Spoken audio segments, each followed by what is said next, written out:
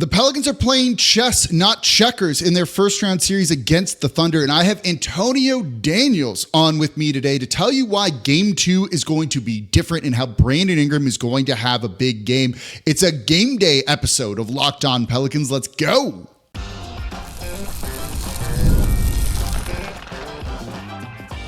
You are Locked On Pelicans, your daily New Orleans Pelicans podcast, part of the Locked On Podcast Network. Your team every day. Welcome to another edition of Locked On Pelicans, the daily podcast covering your favorite team, the New Orleans Pelicans at NBA, part of the Locked On Podcast Network, your team every day. I'm your host, Jake Madison, at NOLA Jake on Twitter, and I am joined by Pelicans broadcaster Antonio Daniels here. Talk a little bit about game 1, get you set for game 2 tonight as the Pelicans take on the Thunder. Antonio, I appreciate you making time during like a busy part of the year for you. It is kind of busy, but then it's not bad. It's not bad. Anything for you, brother. Anytime I can make time for you, man, it's awesome. I appreciate it. You've been a good friend of the show over the years here. And look, it's fun. At least we're busy. The Pelicans are in the playoffs, sure. Right? This is better than being home talking off-season stuff right now. So let's get right into it a little bit with some of what we saw from game 1. And I want to ask you this. As a former player who's kind of been where a lot of these guys are before, Brandon Ingram didn't have the best game. CJ McCollum didn't have the best game. What's their mindset going into game 2, and how do you approach something like that as a player? For me, this is the best time of the year for a number of reasons. And it's not like you play Oklahoma City on Sunday and then you turn around and play Charlotte on Wednesday. Like, you're playing the same team. And now you can watch film. If I'm Brandon Ingram, I'm watching film on Lou Dort. I'm watching film on how he's guarding me. You know, the physicality that he's been allowed to get away with. But then on the flip side, I'm also thinking of ways to combat that physicality. Okay, what is it that I can do now? Because now you're playing the same team 4 to 7 times, right? If I'm CJ McCollum, I'm watching how they're guarding me in pick and roll. I'm watching how they're guarding me in isolation situations. So this part of the season is my favorite time because now it's more about chess. It's checkers from game 1 to game 82. Now it's more about chess moves that are being made now. And your thought from a player perspective is no matter what happens, you don't overreact for one game, good or bad, right? Positive or negative. You do not overreact from one game. As a Pelican, you came to OKC to leave with the split. So no matter what happens, no matter how poorly you played in game 1, you have an opportunity to change the narrative in game 2 and win home court back with the victory tomorrow. And it seems like if they just get slightly better performances from Brandon Ingram and CJ McCollum, they're going to be in position to do that. The role players did their job. I want to get into that in a minute or two from here. The defense was overall good, though I'm going to ask you about 1 or 2 concerns I have with that.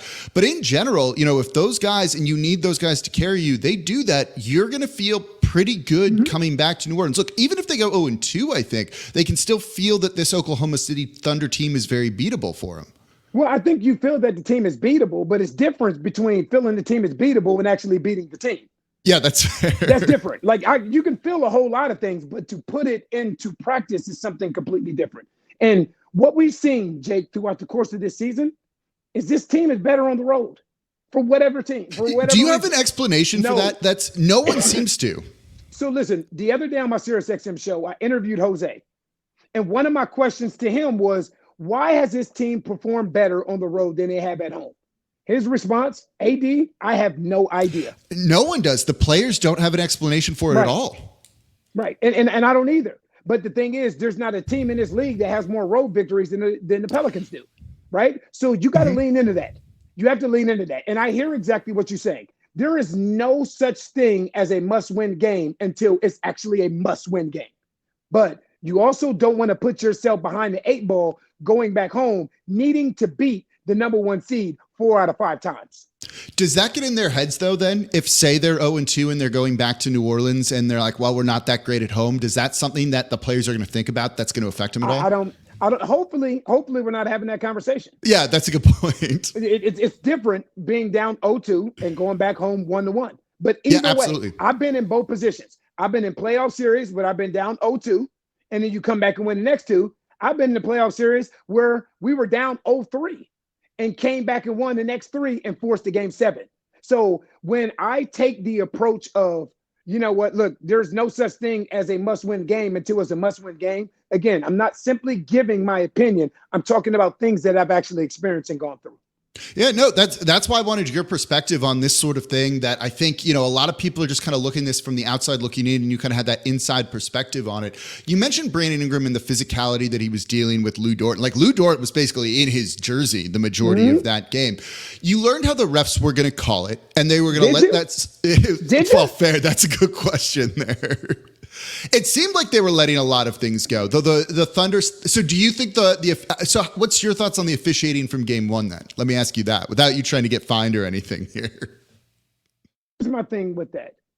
I don't have an issue with the officiating. Okay. I have an issue with the lack of consistency within the officiating. And again, we talked about this after the games last night that we watched. We talked about this ad nauseum on my SiriusXM show today. I don't have a problem with the new whistle, the post-All-Star whistle, right, where they're allowing more physicality. But here's my thing. My issue exists, Jake, when they allow the physicality for 45 minutes and in the last 3 minutes change the way that the game is being officiated. That's my issue. If you're going to allow physicality, you're going to allow the grabbing and the holding and the pushing and the playoff-style basketball, allow for all 48. Because I know as a player, it's difficult to adjust on the fly. So now I'm under the impression, if I'm Brandon Ingram and I'm backing down Lou Dort, like it was in the last 2 minutes of the game, I'm under the impression you guys are allowing physicality. Cool, because y'all allowed it for the whole game. And then in the last 3 minutes of a game, then you change the way the game is being officiated. That's my issue. I don't have a problem with the officiating. I don't. Yeah, it's the inconsistency on it, and then all of a sudden they're changing it a little bit later. And as you mentioned, right, like the players make adjustments for that. They realize how the game's being called, and so they go, all right, if we can grab, if we can do this, I'm going to do this. That applies to like Herb Jones and Shai Gilgeous-Alexander, right? Bingo. So here's my thing. And again, this isn't a New Orleans Pelicans conversation. Right. This is a NBA conversation. Right? That, like, I don't want to make this simply about the Pelicans, like, oh, well, the referees don't like the Pelicans. That's not what I'm saying. I'm talking about consistency across the board in this league, right? Of things that they said they weren't going to honor, that they're honoring. Guys, non-basketball motions, right? A guy pump fakes and jumps into you. They told us forever ago they were doing away with that, right? Guys foul baiting. They were doing away with that. For me, and again, I can't emphasize this enough. It's not the fact that, because anytime you say something about the officials, it's like for some strange reason, like we can talk about when players have bad games. If a coach makes a bad substitution or a bad call, we can talk about that. But the officials are the only species that is like, no, you can't do that. You can't talk about them. And I feel like it should be equal opportunity. If I have a bad game as an analyst, I should be called out on it. And I'm okay with that. If a coach has a bad game, we can talk about it. If a player has a bad game, he should be talked about. He should be discussed. If officials are not being consistent in the way that they're blowing the whistle, we should be able to discuss it without everybody jumping to the conclusion of the fact that the reason that the game was lost was because of the officials. It's just a simple conversation and debate to have.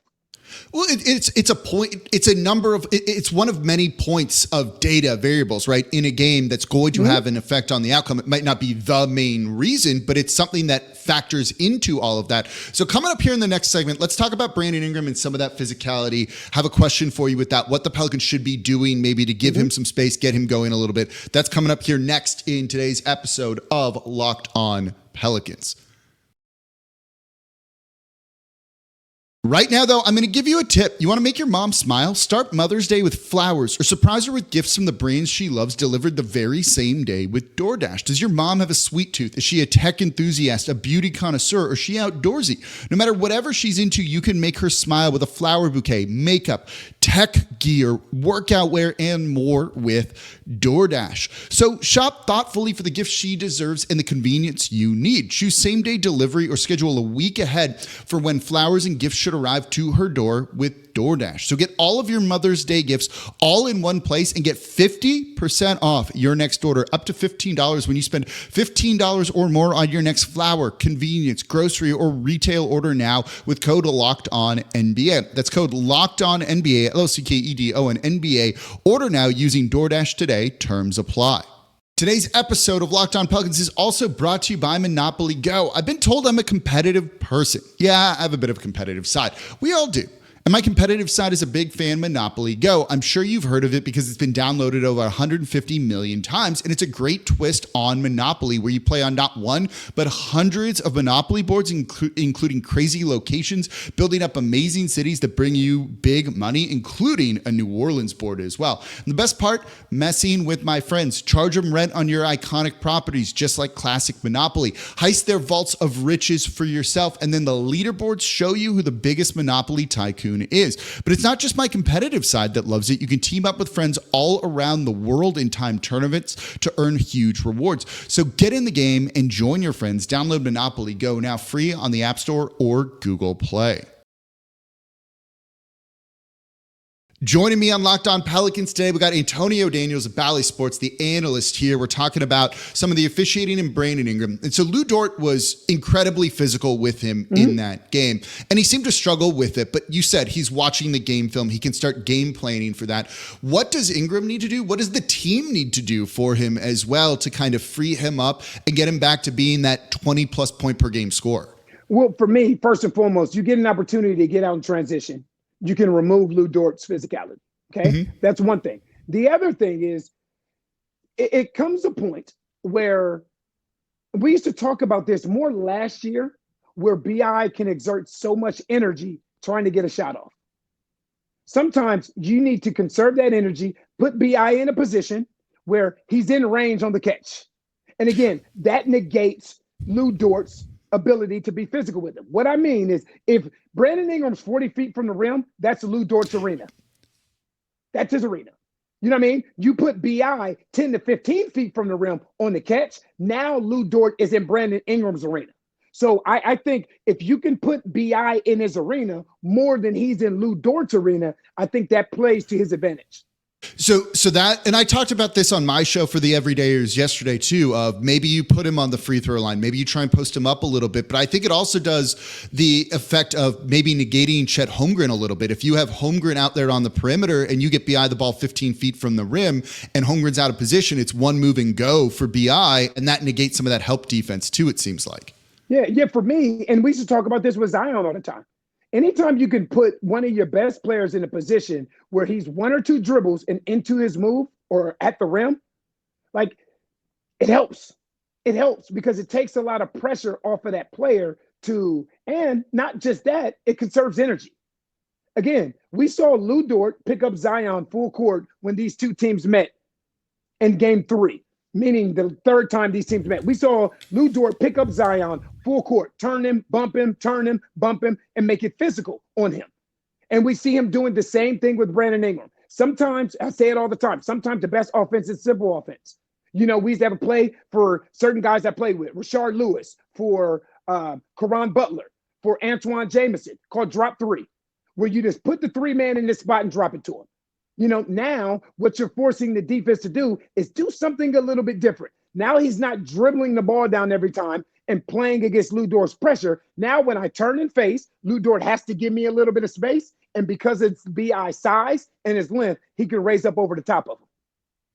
Do you think they need to involve him in more like screening actions? If you're running him away 30 feet from the rim, 40 feet from the rim, as you mentioned, you involve a guy like Trey Murphy, someone like that a little bit more? But here's the thing. I think there's certain things that you can do. And again, hindsight's always 20/20. Yeah, it's of always course. easy because the thing that you don't want to do this time of the year, you don't want to go in and put in a totally new playbook, right? In game 83 or now game 84. You don't want to do that.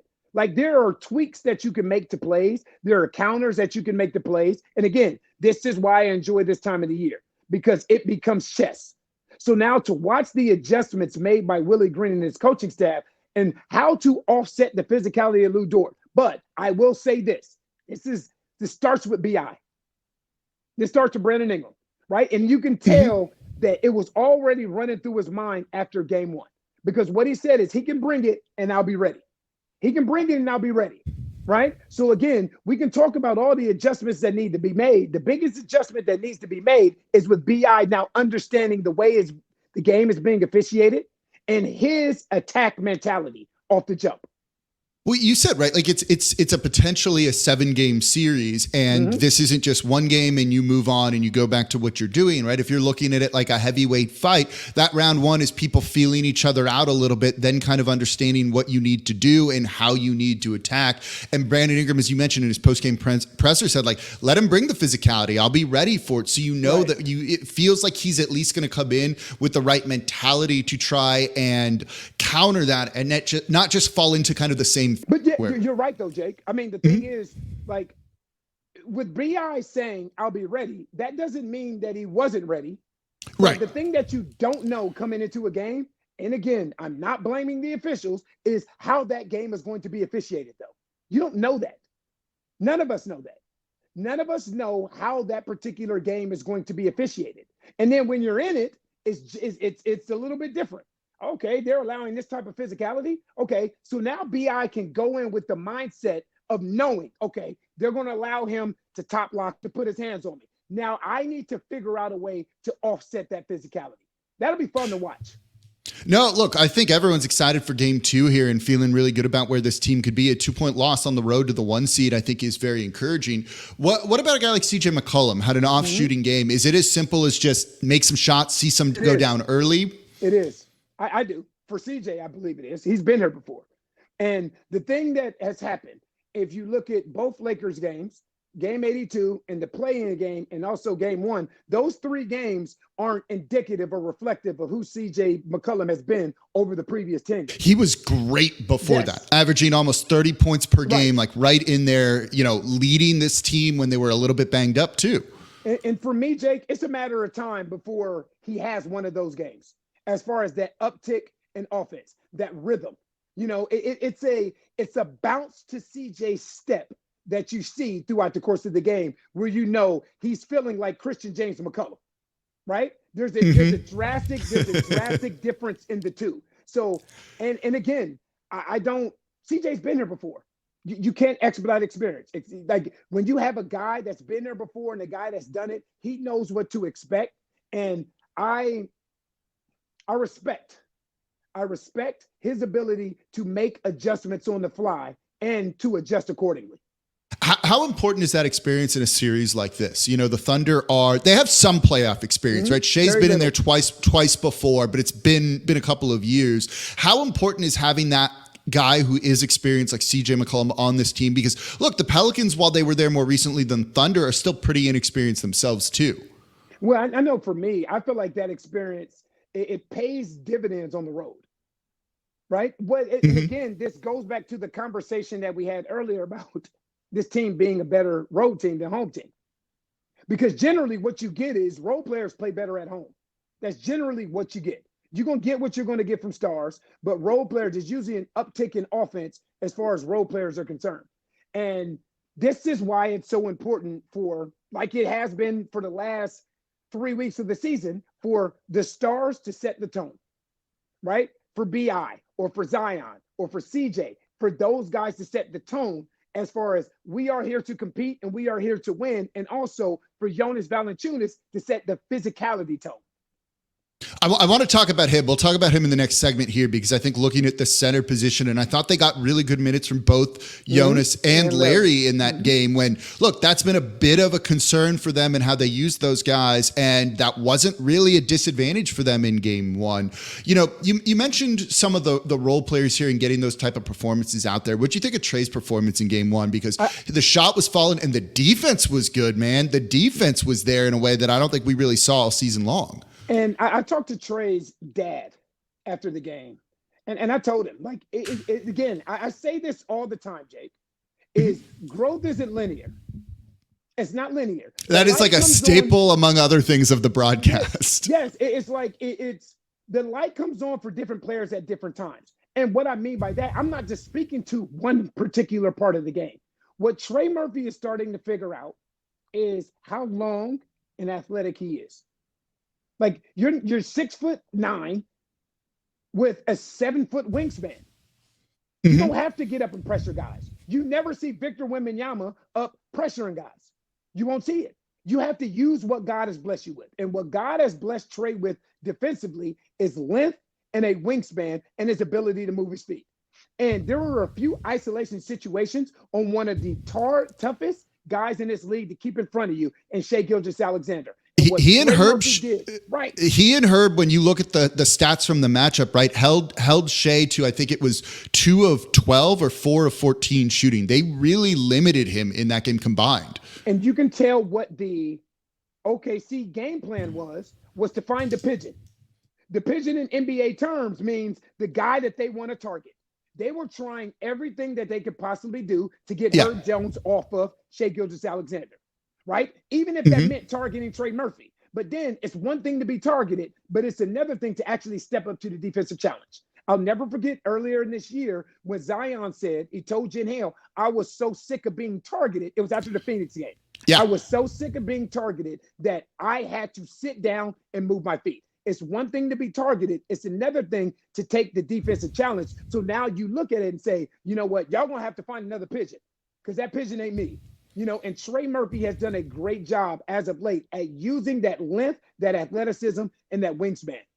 Well, and this team wants to get out in transition and run off of turnovers, right? You know, defense to offense is how they've kind of made a lot of their money this year, it seems like, with the scoring. So Trey kind of arriving, in a sense, on that defensive side of the ball with that length he has, right? If you can poke the ball loose, get a couple of steals, you get out in transition and run, and it goes to what you said, right? No one's stopping this team in transition, right? Lou Dort can't then play that physical style of ball. Yeah, and that's the thing. It's so important for this team to be connected defensively.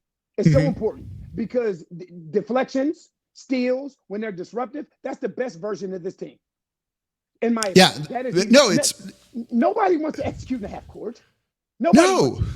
Well, also, if you score in transition, right, they can then get back and get set and just force another turnover and try and do it again.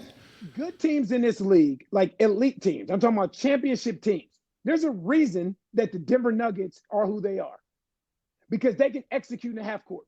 They understand that. The Pelicans are still trying to figure some things out in that area.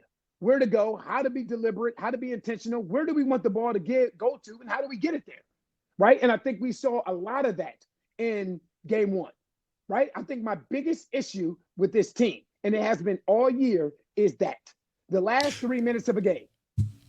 Oh, it's where you're going to probably have to execute in the half court and you need to kind of be ready to go. And they seem to have struggled with that a little bit. I mean, is that just the sign of a young team figuring out? Like we've talked about them being a young team for a couple of years now, let's say, but it's really also the first time they actually all played together. That's what I say. When I say young, that's what I'm referencing.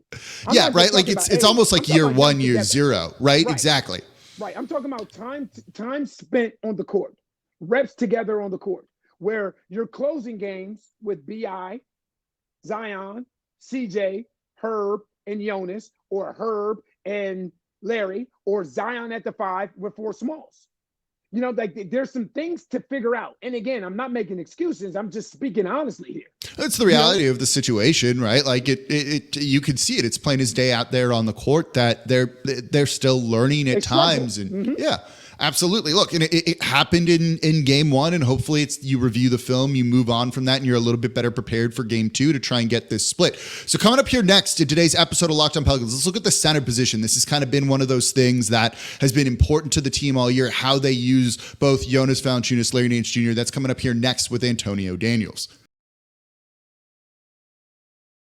Right now, though, I'm excited to tell you about FanDuel, America's #1 sportsbook. It's playoff time in the NBA and NHL. Baseball's in full swing, and FanDuel is your place to bet on every single game. Right now, new customers get $150 in bonus bets guaranteed. That's $150 win or lose. The Pelicans are plus 7.5 in this one. If you think they're going to keep it closer than that or outright win, now is the time to jump on FanDuel because no matter what happens, you're getting $150 win or lose. So bet on everything from slap shots to home runs to slam dunks, all on an app that's safe, secure, and super easy to use. So what are you waiting for? Visit FanDuel.com/lockedon and make your first bet an automatic win. Again, that's $150 win or lose. FanDuel, America's #1 sportsbook and the official sportsbook of Locked On. Today's episode of Locked On Pelicans is also brought to you by BetterHelp. Sometimes we all need the opportunity to get something off of our chest, big or small. Certain things can really start to get to you, and it's important to let that out, especially to someone who's unbiased in your life. So today I want to say how I really feel about something. You might even be thinking about the same thing this week. A lot of people are, and that's officiating in the NBA. Call it the same at the beginning of the game as you do at the end so that the players can go out and decide the outcome and not the referees. You don't want to see officiating controversies in the playoffs kind of overshadowing a fantastic game. And the playoffs have been really fun so far. So therapy can be different for everyone. Most of us have bigger problems than our favorite sports teams, and it's important to get things off your chest every once in a while. So if you're thinking about starting therapy, give BetterHelp a try. It's entirely online, designed to be flexible and suited to your schedule. Visit BetterHelp.com/LockedOnNBA to get 10% off your first month. That's BetterHelp, HELP.com/LockedOnNBA. All right, and thank you for making Locked On Pelicans your first listen today and every day. We're here Monday through Friday, the #1 Pelicans podcast, covering everything you want to know. We got Antonio Daniels on with me right now, covering Game 1, Game 2. Let's talk a lot about the center position, because I thought you got really good minutes from both Jonas Valanciunas and Larry Nance Jr. in that game, and that was something that to me was going to be a big concern going in. How do they use Jonas? How do they use Larry? What did you think of the center position in Game 1? I thought they were both great. I thought they both did their job. Jonas, your job is to go in and be physical, set a physical tone, understanding that one of the weaknesses of the Oklahoma City Thunder is their front line, as far as physicality, size, and bulk are concerned. And Jonas was dominant in that aspect, right? The numbers won't show it. He didn't give you a 25-20 game, but he did give you a 13-20 game. What Larry Nance gives you is complete opposite of what Jonas does. Excellent roller to the rim, high flyer at the rim, but then also the ability to switch 1 through 5. When you're playing against a team that is as versatile as the OKC Thunder, you have to be able to do different things. You have to be able to give them different looks, right? So when you have Larry at the 5, now it gives you the defensive versatility to switch 1 through 5. Now you don't have to scheme as much as far as, okay, we're hard hedging. We're in drop coverage. We're in blue. We're in ice. You don't have to do all that. Now you can say, all right, look, 1 through 5, we're switching, and you're okay living with them going in the post to Chet Holmgren on Trey Murphy, or Chet Holmgren on Herb Jones, or even putting Larry Nance out there on Shai Gilgeous-Alexander and watching him move his feet. So they just bring different things to the table, and I thought they were very impactful in their roles in Game 1. Yeah, and it seemed like, that we were just talking about the half-court offense and some of the struggles there, though. When they get that ball moving in the half-court, that seems to be when they're at their best. And sometimes it starts with just getting the ball to JV and not letting him slow down and post up, but get the ball to him, force that defense to move a little bit, kick it out, and then get the ball moving around the perimeter. Is that correct? Do you agree? Yeah, but for me, it's just sometimes it goes against the identity of this team and the way they want to play. Right? They don't want to slow it down and throw it inside. But here's the thing. If you're watching these playoff games, there are a lot of these teams that aren't getting to 100 points. This is not the regular season, right? You got a team like the Indiana Pacers that average 400 points in the regular season, and in the playoffs start, and they average, less than 100. Because the game slows down in the postseason. And when the game slows down in the postseason, you have to find ways to generate offense. I'm not saying generate offense by throwing to Jonas Valanciunas and telling him to go to work. Because what he does in literally, Mark Daigneault is 15 feet from where we are, where we're calling the game from, courtside. Every time that ball went into Jonas, he is throwing his hands like, go double, go double. That's where they're at their huge advantage with him, right? Huge advantage than if they double team him. Because what that creates on the other side of the floor is an advantage for someone, right? If you're attaching 2 to the ball, now it's 4-on-3 on the weak side of the floor. You got Trey Murphy on the weak side of the floor. You got CJ McCollum on the weak side of the floor. You watch wide open jump shots, but it also creates long runs and closeouts. Now it's an opportunity to drive. So again, I'm not saying throw the ball into Jonas because you want the big man to eat. I'm just saying throw the ball into Jonas because sometimes what it does is it forces teams to do something that they don't want to do defensively. If they're not doubling him, how effective is he in the half quarter? Then what do you do? Then the thing is, if they're not doubling, then he can put Chet Holmgren in the rim. Okay. He can put him in the rim. That's the thing. Chet Holmgren is a heck of a shot blocker. But if you look at him, he's sleight of frame. It just jumps out at you, right? Just looking at him on the screen there. He's sleight of frame. So if they're not going to double, and again, the thing about throwing the ball inside is big men will do everything for you after that. Think of some of Jonas's best games this year. It's when there's been a conscious effort to throw the ball inside to him off the jump. Now he's going to run. Now he's going to rebound a little bit harder. Now he's going to set screens a little bit harder. Now he's going to talk a little bit more. This is human nature. The more involved you feel, like the more active you are. Yeah, no, it makes perfect sense, right? If you know that you're going to be part of the game plan and not just get pulled after 4 minutes, 7 minutes, like we've seen a couple of times, that probably helps you mentally, I think, especially in an important game like this. Yeah, and for me, every series isn't the same. There are certain series that are better for certain individuals than they are for others. To me, this can easily be a Jonas Valanciunas series. This could be a Jonas Valanciunas series. You're not playing another team where it's like, well, you're not sure really how much you can use Jonas in this series. Now, if Chet Holmgren is out there knocking down threes after threes after threes, and they're forcing you to rotate, different case and scenario. But what I love was the coaching staff's perspective coming into this game. Because if Chet Holmgren is going to play to his advantage, then they put Jonas in a position to play to his physically. Yeah, and look, he dominated on the boards, as you mentioned, 20 boards there. The Pelicans had 18 offensive boards, 24 second chance points. That's a number that could easily go up in terms of the second chance points because they were wasteful with a few of those. And if you do that, you could potentially win this game, bring this series back 1-1 to New Orleans here. Final thing before I let you get out of here. What do you feel about Jose Alvarado in the series? A guy like Najee Marshall coming off the bench too, and the energy that they bring? In the words of Joe Myers, he told me before game one that he feels like Jose and Najee could be the difference in this series. They've been the difference for the team at times all year, it feels like, right? Like they've been two of the most impactful players in terms of like on-off stuff. Well, flipping the game, that's their job. Your job when you come off the bench and to bring energy is to flip the game. Najee had a great series defensively where he came in and got 2 steals, which got this team out. Led him to like 2 threes, I think, on the offensive end. Correct. So the thing is, the bench for the OKC Thunder, they're not. Casey Wallace is really good. Isaiah Joe, they're really good in what they do. You just want your bench and the Pelicans to outplay and be more impactful than theirs is.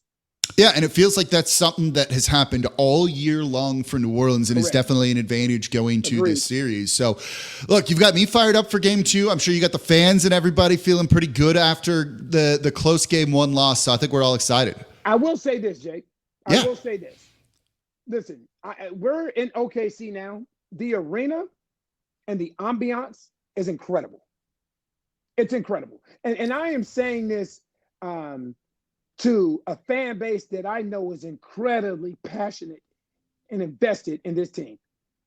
Look, on Saturday, on Monday, Pelicans fans got to show up and show out because they are bringing it here in OKC. Like you could hear it. You could hear it. The barking and everything. Like that place looked. Even Zion seemed a little bit excited about it, right? In his media availability the other day, and like I love that kind of thing. Like good for them, but we can do better in New Orleans. No question. Me and Joel, when the program started, we couldn't even hear each other. We actually had to tell the truck to actually turn down the arena because we couldn't hear each other and couldn't hear the program. New Orleans Pelicans. When this team plays on Saturday afternoon and on Monday evening night, man, listen, show up and show out because they're trying to do it here.